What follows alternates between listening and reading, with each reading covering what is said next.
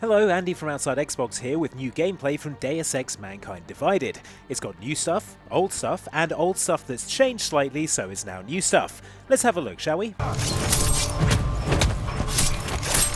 Deus Ex Human Revolution had a decent cover system that let you move around cover objects or switch cover with a slightly awkward looking roll. Careful Adam, you'll hurt yourself.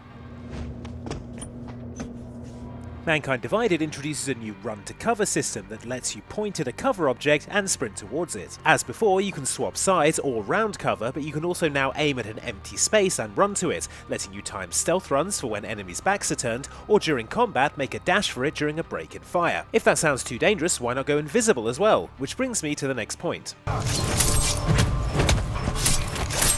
If you remember Deus Ex Human Revolution's energy system, it was governed by a system of batteries which you recharged by eating giant tubs of whey protein and Cliff Bars. Only the first battery recharged automatically, so if you played anything like me, you spent a lot of the game waiting behind cover for your battery to recharge.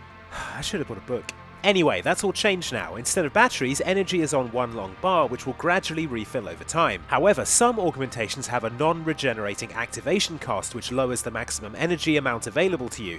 This is reset when you use something called a biocell, but biocells can also be used to power items in the world that can open up alternate routes, such as a scissor lift that can take you to a higher level, so using them will be a calculated risk.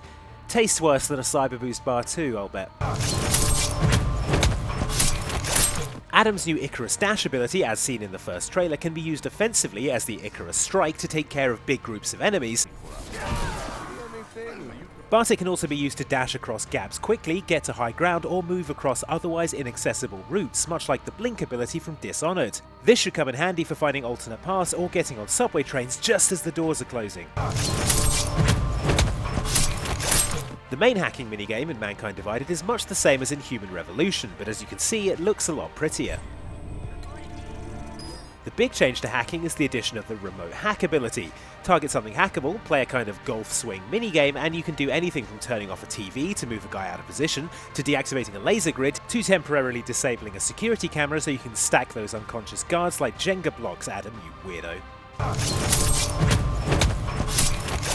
Several weapons can now be charged to give them secondary effects. When fired normally, Adam's nanoblade launcher will cause guys to get wrecked, as they say, but if you charge it, it'll turn red hot, lodge into surfaces, and then explode, causing much more damage.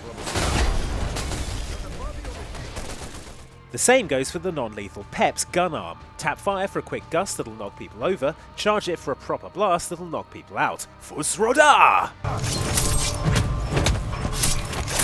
Finally, we get a look at Adam's new ability to mess around with his guns in real time. Holding the X or square button lets you examine your weapon, and from here you can add or remove attachments, change the firing pattern, and swap ammo types on the fly.